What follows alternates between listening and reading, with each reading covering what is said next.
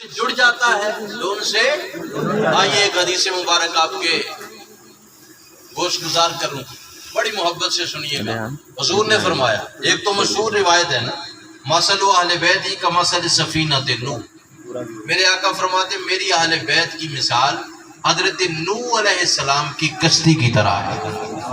من رکب عنہا نجا ومن تخلف عنہا ہلک، او کما قال، فرمایا اہل بیت کی مثال کس کی طرح ہے؟ بولیے بھائی، کس کی طرح ہے؟ کشتی نوح کی طرح ہے۔ جو اس میں سوار ہو گیا اس کشتی نوح میں، فمن راکب عنہا نجا، وہ نجات پا گیا، اور جو اس کشتی سے پیچھے رہ گیا وہ ہلاک ہو گیا، برباد ہو گیا۔ نوح علیہ السلام کی کشتی میں جو شخص بیٹھا جب طوفان نوح آیا، اسی لیے آپ کو آدم ثانی کہا جاتا ہے نا، کہ جب طوفان نوح آیا تو کائنات کی کوئی شے نہیں بچی، صرف وہی لوگ تھے، وہی چیزیں تھیں جو حضرت نوح علیہ السلام کی کشتی میں تھی، باقی کائنات میں کوئی شے نہیں بچی، اسی لیے آدم ثانی کہا جاتا ہے۔ تو جو حضرت نوح علیہ السلام کی کشتی میں بیٹھ گیا وہ نجات پا گیا، اور جو پیچھے رہ گیا وہ طوفان کی موجوں میں تباہ و برباد ہو گیا۔ ایک تو میرے آقا یہ فرمانا چاہتے ہیں، فرمایا اسی طرح مثال میری اہل بیت کی ہے۔ کیا مطلب؟ جس نے اہل بیت سے بغض کیا، جس نے اہل بیت کی عزت نہ کی، جس نے اہل بیت کا احترام نہ کیا، فرمایا وہ تباہ و برباد ہو کر جہنم میں جائے گا، اور جو اہل بیت کی محبت کی کشتی میں سوار ہو گیا اللہ رب العزت اس کو سیدھا جنت عطا فرما دے گا۔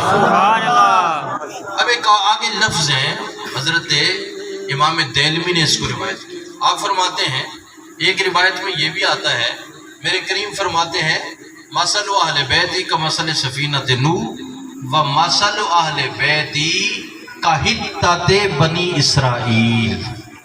محبت سے کہیں سبحان اللہ۔ سبحان اللہ۔ فرمایا میری اہل بیت کی مثال بنی اسرائیل کے حطہ کی طرح ہے۔ اس کی طرح ہے؟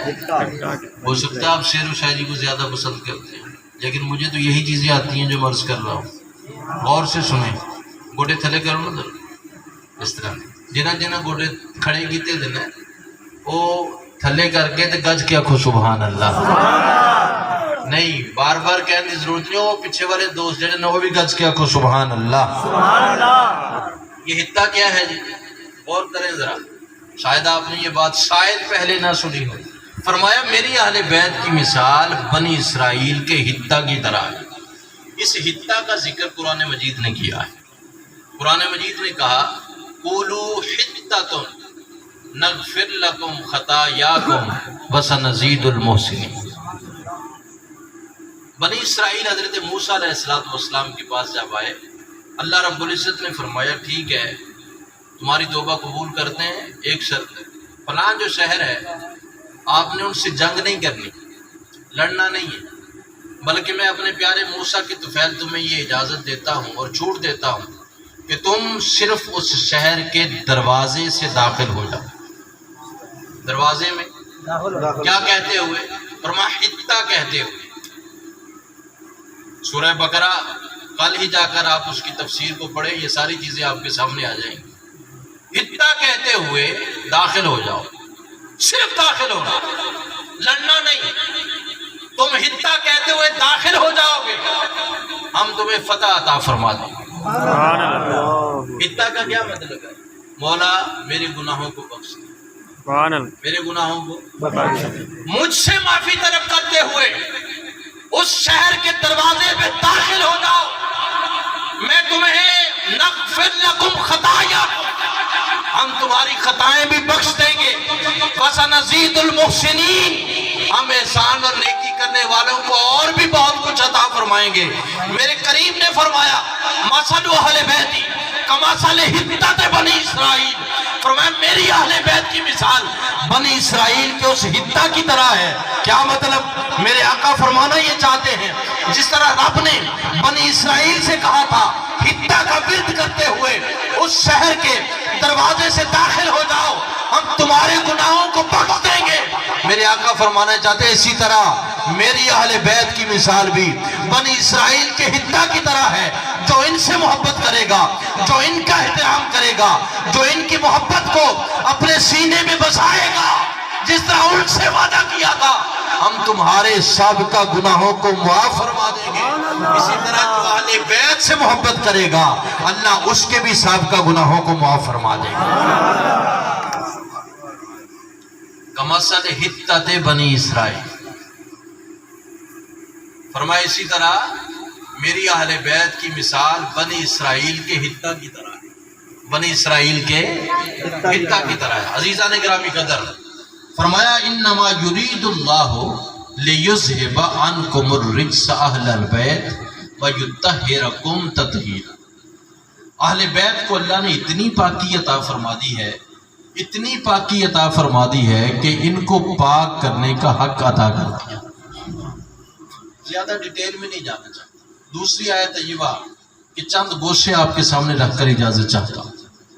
اب یہ ہے اہل بیت، مولا علی سرکار، سیدہ فاطمہ اور حسنین کریمین۔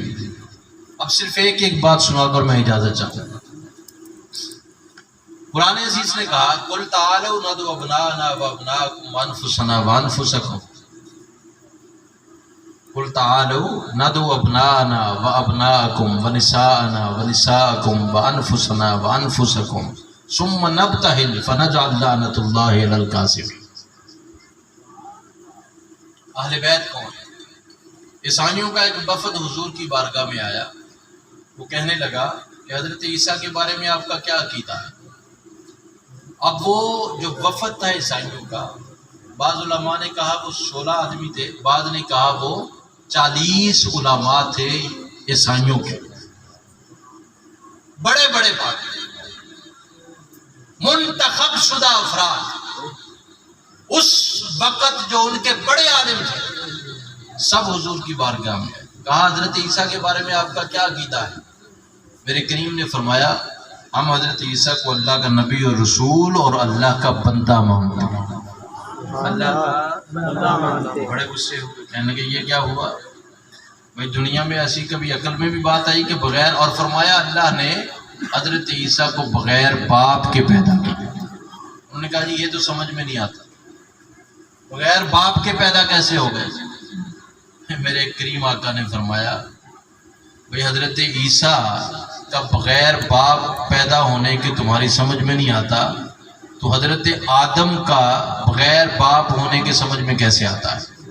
ان کو تو مانتے ہو کہ پہلے کوئی شے نہیں تھی، اللہ نے حضرت آدم کو بنا دیا، تو حضرت عیسیٰ کو بنانے میں اللہ کی وہ ان اللہ علی کل شیء قدیر ہے، ہر چیز پر قدرت رکھنے والا ہے، وہ ہر چیز پر قدرت رکھتا ہے، وہ جو چاہے سو کر سکتا ہے۔ ان کو بڑا غصہ ہے، انہوں نے کہا جی ہمارے ساتھ مباہلہ کر لیں۔ توجہ چاہتا ہوں انتہائی اختصار کے ساتھ، مباہلہ کر لیں۔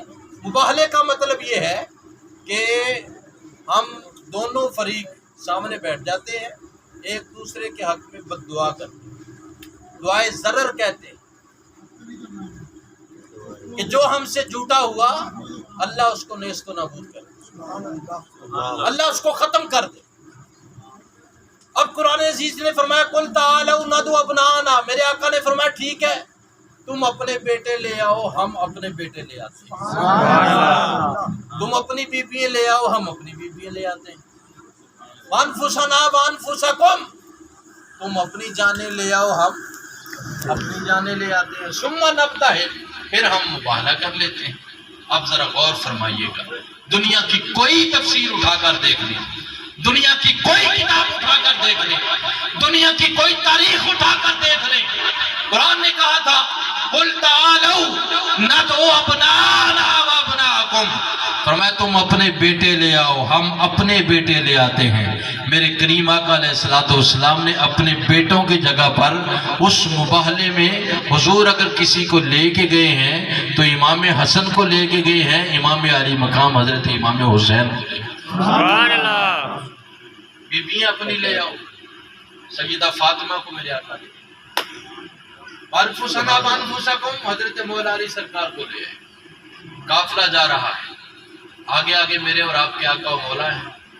मोहब्बत से कहें सुभान सुभान अल्लाह। हुजूर की गोद में हजरत इमाम हसन, हजरत इमाम हुसैन उस वक्त छोटे आप थे, और हुजूर के दस्ते मुबारक में उंगली मुबारक पकड़ी हुई है हजरत इमाम हसन करीम। सुभान अल्लाह। पीछे पीछे मौला अली है, उनके पीछे पीछे पर्दे में सैयदा फातिमा है। जब वहां जाकर ये सारा पंचतन का काफिला बैठा और वो ईसाइयों के बड़े बड़े पादरी और पोप 40 बड़े आलिम वो भी बैठे हुए थे। हुजूर ने फरमाया चले भी बात शुरू करें दुआ। उनमें से एक बंदा था जो उनमें से सबसे बड़ा था, सरदार, उसका नाम था अब्दे मसीह। क्या नाम था? अब्दे मसीह। अब्दे मसीह वो उन सबका सरदार था, सबसे बड़ा आलिम था ईसाइयों का उस वक्त का। उसने सबने शोर कहा थी करें, हुजूर ने फरमाया नहीं आप करें, पहले आप करें दुआ। वो यही अभी डिबेट चल रही थी, अभी गुफ्तगू चल रही थी, एक दूसरे को कहा जा रहा था आप पहले करें, सरकार फरमा रहे थे नहीं आप पहले करें। अभी इस कस्म में था कि वो अब्दे मसीह जो है वो उन अपने पादरी भाइयों से, अपने पादरी उलमा से, अपने साथियों से कहने लगा खबरदार, अगर मेरी नसीहत मानते हो, मुझे सबसे बड़ा मानते हो, तो इनसे मुबाहला न करना, मुबाहला न करना। उन्होंने कहा क्या हुआ? कहा तुम मेरी निगाह बसीरत से नहीं देख रहे, मैं देख रहा हूँ हुजूर के चेहरे बद्दुहा को, मैं देख रहा हूँ मौला अली के चेहरे को, मैं देख रहा हूँ हसन मुश्तबा के चेहरे को, मैं देख रहा हूँ इमाम अली मकाम हजरत इमाम हुसैन के चेहरे को। अगर इस नबी ने दुआ कर दी और इस दुआ पर इन शख्सियात ने आमीन कह दी तो मैं यकीन से कह सकता हूँ अल्लाह रब्बुल इज्जत इनकी दुआ से पूरी दुनिया से ईसाईयत का खात्मा फरमा देगा। सुभान अल्लाह। इनसे मुबाला ना करो। और एक बात और की अहादीस में है, मेरे आका ने उस अब्दे मसीह ने कहा, उसने कहा देखो ये जिन चेहरों को मैं देख रहा हूँ, अगर इन्होंने आमीन कह दी तो ये इतने मुतबर्रक चेहरे, इतने नफूसे कुदसिया, इतने पाक चेहरे हैं, अगर ये दुआ कर दे कि अल्लाह इस पहाड़ को अपनी जगह से हटा दे तो वो पहाड़ भी अपनी जगह से हट जाएगा। सुभान अल्लाह। ये इतने पाक हैं कि पहाड़ को हुक्म दे तो पहाड़ भी अपनी जगह से हट जाएगा। हमारे बुजुर्गों ने यहाँ कहा ये ऐसी अहले बैत है मेरे आका की, इतनी शान वाली है, इतने मकाम वाली है कि अगर पहाड़ के बारे में दुआ करे अल्लाह से कि पहाड़ अपनी जगह से हट जाए तो अल्लाह उसको पहाड़ को हटा देता है। तो फरमाया हमारी मुश्किलें पहाड़ों से ज्यादा वजनी तो नहीं है ना। आए अहले बैत की शान, अहले बैत की मोहब्बत, अहले बैत की मोहब्बत को दिल में बसाकर बुजुर्गों ने कहा जो अहले बैत का वास्ता देकर अल्लाह की बारगाह से दुआ की जाती है, अल्लाह कभी रद्द नहीं फरमाता, अल्लाह हर सूरत उसको पूरा फरमा देता। अजीजा ने गिरामी कदर, हुजूर ने फरमाया ये मेरी अहले बैत, ये मैं ले आया हूँ। अब वो लंबा चौड़ा वाक़या है, मैं आखिरी बात अर्ज करूँ।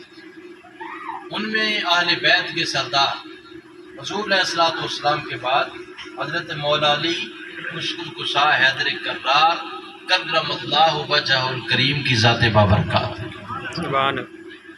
और मौला अली सरकार को अल्लाह ने ये शान अदा फरमाई है। हमारे बेशुमार बुजुर्गों ने लिखा कि हुजूर मौला अली सरकार की विलादत मुबारका के बाद ही नहीं बल्कि आदम अलैहिस्सलाम से लेकर क़यामत तक, आदम से लेकर क़यामत तक फरमाया जिसको विलायत मिली है या मिलेगी उसको सिर्फ और सिर्फ मौला अली के दरवाजे से मिलेगी। ये कोई मैं बड़ी तरी बात नहीं कर रहा, हमारे अहले सुन्नत के अकाबिर बुजुर्गों ने लिखा, मुजद्दिद अल-फसानी ने लिखा और बेशुमार बुजुर्गों ने। فرمایا آدم سے لے کر حضرت عیسیٰ تک، حضرت عیسیٰ سے لے کر میری سرکار تک، اور ہمارے آقا و مولا سے لے کر قیامت تک، جس کو بھی ولایت خدا کی بارگاہ سے ملے گی اس کو صرف اور صرف مولا علی کے دروازے سے ملے گی، اس کے علاوہ نہیں مل سکتی۔ حضرت سیدہ فاطمہ بنت اسد یہ مولا علی سرکار کی والدہ، حضور کی چچی ہیں، حضرت ابو طالب کی زوجہ ہیں۔ تو فرماتی ہیں کہ جب تک مولا علی میرے پیٹ میں نہیں آئے تھے، یعنی میں حاملہ نہیں ہوئی تھی، تب میں کبھی بھی حضور کے لیے کھڑی نہیں ہوئی تھی۔ سرکار نے یہاں گزارے 26 سال میرے آقا نے اس گھر میں گزارے۔ کتنے سال؟ 26 سال۔ 26 سال، یعنی حضور کے دادا حضرت عبدالمطلب بھی وصال فرما کے پیدا، امی جان بھی 6 سال کی عمر میں وصال کر گئی۔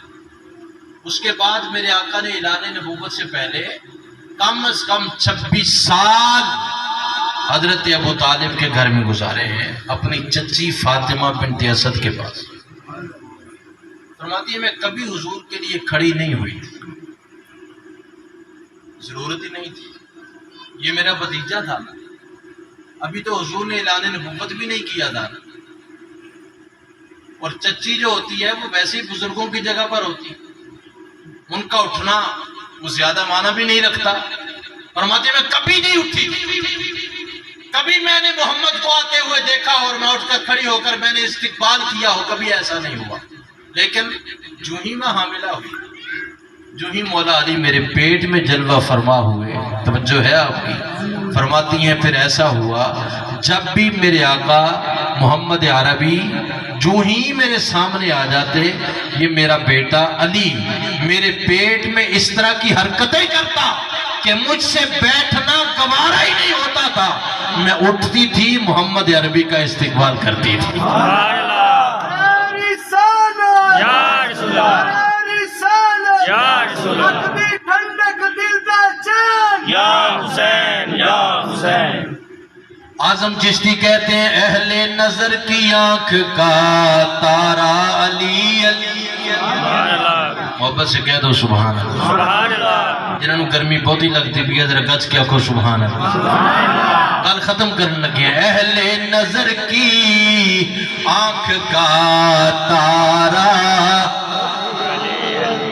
ذرا پڑھ سکتا ہو پڑھ لے، اہل نظر کی آنکھ کا تارا، اہل نظر کی آنکھ کا تارا علی علی، اہل وفا کے دل کا سہارا علی علی، اور اعظم یہ مغفرت کی سند ہے ہمارے پاس، ہم ہیں علی کے اور ہمارا علی علی۔ فاطمہ بنت اسد کہتی ہے اب مجھ سے بیٹھا ہی نہیں جاتا، مجھ سے بیٹھا ہی نہیں جاتا، فرماتی میرا بیٹا ایسی حرکت کرتا میں کھڑی ہونے پر مجبور ہو جاتی، بلکہ یہاں تک روایت میں آتا ہے ایک دن حضرت ابو طالب نے فرمایا فاطمہ کیوں کھڑی ہو جاتی ہے، بھتیجا ہی تو ہے، ابھی تو اعلان نبوت بھی نہیں تھا نا، کھڑی کیوں ہو جاتی ہے؟ حضرت ابو طالب نے کندھوں کو ایک دن دبانا تھا، فاطمہ بنت اسد آج میں تجھ کو کھڑا نہیں ہونے دوں گا، بیٹھے رہا کرو، تکلیف ہوتی ہے۔ فرمایا ادھر سے ابو طالب دبا رہے تھے، ادھر سے مولا علی اٹھا رہے تھے، سبحان اللہ، نہیں یار گج کی کہو نا سبحان اللہ، سبحان اللہ، طالب بٹھا رہے تھے، مولا مرتضیٰ اٹھا رہے تھے۔ فاطمہ بنت اسد کہتی ہیں حضرت ابو طالب کی قوت جو ہے وہ جواب دے گئی، مولا علی سرکار کی قوت حضرت ابو طالب کی قوت پر غالب آ گئی، اور میں نے اٹھ کر اپنے محمد کا استقبال کر لیا۔ سبحان اللہ، یا رسول اللہ، یا رسول اللہ۔ اب ایک دن حضور نے پوچھا، آپ نے فرمایا چاچی کیوں کھڑی ہو جاتی؟ محبت سے کہو سبحان اللہ۔ سبحان اللہ، پہلے تو کبھی نہیں ایسا کیا، اب میں جب بھی آتا ہوں آپ کے سامنے آپ کھڑے ہو جاتے، محبت کی نگاہوں سے دیکھتے ہیں، استقبال کرتے ہیں. وجہ حضرت فاطمہ بنت اسد فرماتی ہیں حضور نے فرمایا یہ میری چچی نہیں ہے صرف. ایک روایت میں حدیث میں ہے میرے آقا نے فرمایا صرف چچی نہیں، فاطمہ بنت اسد میری ماں بھی. سبحان اللہ. 26 سال جس کے پاس گزارے. فرمایا فاطمہ بنت اسد صرف چچی نہیں میری ماں بھی ہے. اللہ اکبر کبیرہ. کیا کیا بات سناؤں. گرامی قدر حضرات، میرے آقا نے پوچھا چچی کیوں کھڑی ہو جاتی ہو؟ فرمایا یہ بیٹا جب سے آیا ہے یہ بیٹھنے نہیں دیتا. اور اس سے آگے کی بات فاطمہ بنت اسد نے کی. فرمایا یہ تو اتنا آپ سے محبت کرنے والا ہے، اتنا پہچان رکھنے والا ہے کہ یہ کھڑا بیٹھنا تو کجا، یہ مجھے آپ کی طرف پشت بھی نہیں کرنے دیتا. سبحان اللہ. اب حضور نے فرمایا یہ جو حضرت مولا علی سرکار کا لقب ہے نا، کرم اللہ وجہہ الکریم، یہ تمام صحابہ اکرام میں یہ دعا صرف میرے اور آپ کے آقا نے حضرت مولا علی سرکار کو عطا فرمائی ہے. فاطمہ بنت اسد نے جب یہ کہا یہ آپ کی طرف پیٹھ بھی نہیں کرنے دیتا، پشت بھی نہیں کرنے دیتا. اب حضور نے فرمایا کرم اللہ وجہہ الکریم، فرمایا اس بیٹے جو میری طرف پشت نہیں تجھے کرنے دیتا، اللہ قیامت تک کے لیے اس کے چہرے کو عزت عطا فرما دے گا. سبحان اللہ. اس کے چہرے کو عزت عطا. اب حضور نے فرمایا کرم اللہ. لو جی آخری بات یہ ہے، حسنین کریمین کا ذکر کر لیتے ہیں. ایک بات حضور نے دونوں شہزادے مولا علی سرکار